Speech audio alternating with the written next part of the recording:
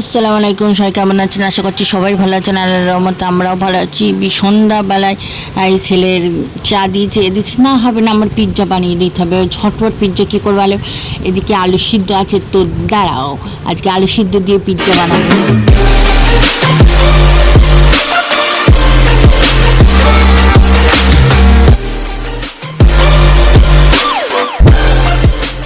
আমার সিদ্ধ আলু 2 পিস নিয়েছি, নিয়ে ভেঙে নিয়েছি একদম গুঁড়ো গুঁড়ো দানা দানা না থাকে।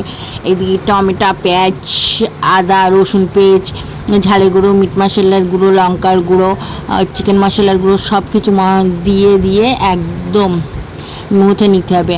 আর এইদিকে যখন ঝটপট বলবে তখনই বায়না, আর 5 মিনিট লেট হবে না। আম্মু তুমি স্পিরিট বানাতে পারো না, তুমি সব কিছু করতে পারো না, এই নিয়ে একদম পুরো। আর এদিকে চিকেন মশলা আর অল্প পরিমাণ বেসন দিয়ে একদম মথে নিচ্ছি, কী করবো ঝটপট।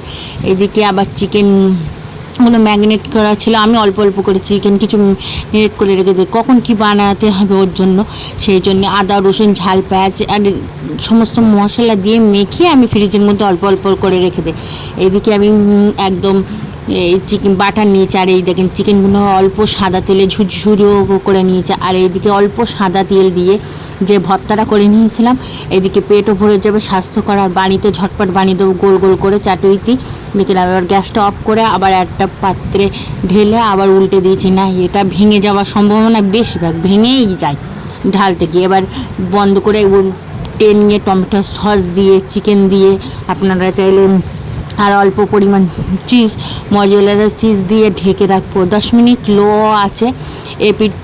এক পিঠ হয়ে গেলে তারপরে আরেক পিঠে একদম 10 মিনিট পরে একদম পারফেক্ট কত সুন্দর হয়েছে দেখেন। আর চিজগুলো গলে গেছে, আমার ছেলে তার মধ্যে 4-5 বার পড়তে বসে আসা গেছে। এই দেখেন ঢেলে নিয়েছি মাশাল, আর ঘ্রাণটা যা বেরোচ্ছিল কী বলবো। এদিকে হয়ে গেছে, খুবই খুশি, ও খুশি আমিও খুশি। দেখেন ওয়াও, ঘুমিতে উঠে এরকম করছে।